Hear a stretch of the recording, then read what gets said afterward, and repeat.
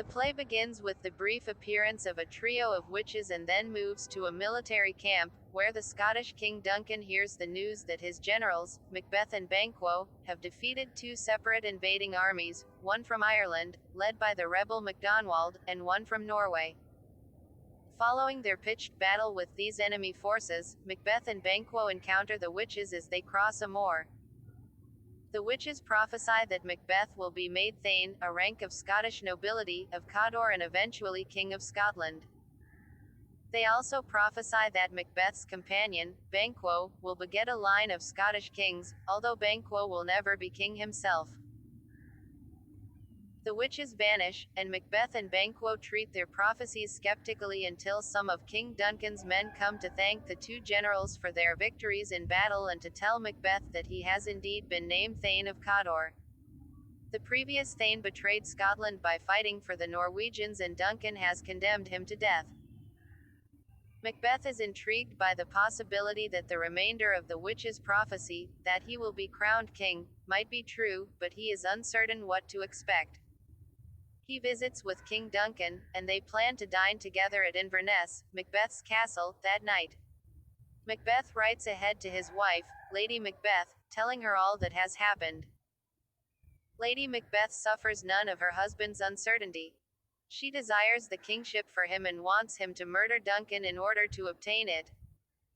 When Macbeth arrives at Inverness, she overrides all of her husband's objections and persuades him to kill the king that very night. He and Lady Macbeth plan to get Duncan's two chamberlains drunk so they will black out. The next morning they will blame the murder on the chamberlains, who will be defenseless, as they will remember nothing. While Duncan is asleep, Macbeth stabs him, despite his doubts and a number of supernatural portents, including a vision of a bloody dagger. When Duncan's death is discovered the next morning, Macbeth kills the chamberlains, ostensibly out of rage at their crime, and easily assumes the kingship. Duncan's sons Malcolm and Donalbain flee to England and Ireland, respectively, fearing that whoever killed Duncan desires their demise as well.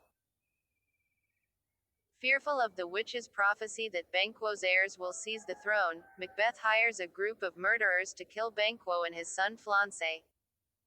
They ambush Banquo on his way to a royal feast, but they fail to kill Flancé, who escapes into the night. Macbeth becomes furious. As long as Flancé is alive, he fears that his power remains insecure. At the feast that night, Banquo's ghost visits Macbeth. When he sees the ghost, Macbeth raves fearfully, startling his guests, who include most of the great Scottish nobility. Lady Macbeth tries to neutralize the damage, but Macbeth's kingship incites increasing resistance from his nobles and subjects. Frightened, Macbeth goes to visit the witches in their cavern. There, they show him a sequence of demons and spirits who present him with further prophecies. He must beware of Macduff, a Scottish nobleman who opposed Macbeth's accession to the throne. He is incapable of being harmed by any man born of woman, and he will be safe until Birnam Wood comes to Dunsinane Castle. Macbeth is relieved and feels secure, because he knows that all men are born of women and that forests cannot move.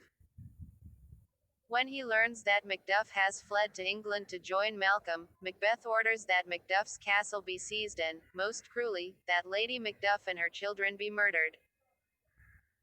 When news of his family's execution reaches Macduff in England, he is stricken with grief and vows revenge.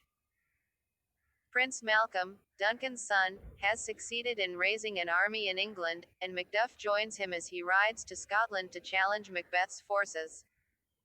The invasion has the support of the Scottish nobles, who are appalled and frightened by Macbeth's tyrannical and murderous behavior.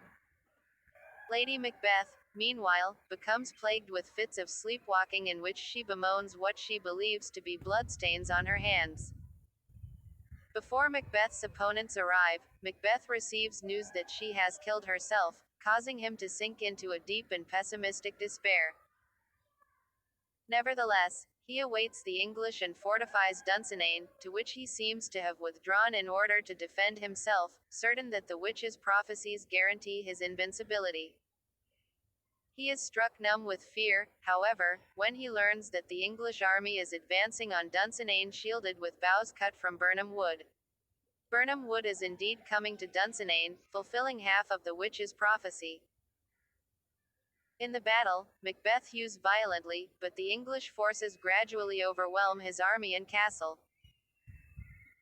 On the battlefield, Macbeth encounters the vengeful Macduff, who declares that he was not of woman born, but was instead untimely ripped from his mother's womb, what we now call birth by caesarean section. Though he realizes that he is doomed, Macbeth continues to fight until Macduff kills and beheads him. Malcolm, now the King of Scotland, declares his benevolent intentions for the country and invites all to see him crowned at Scone.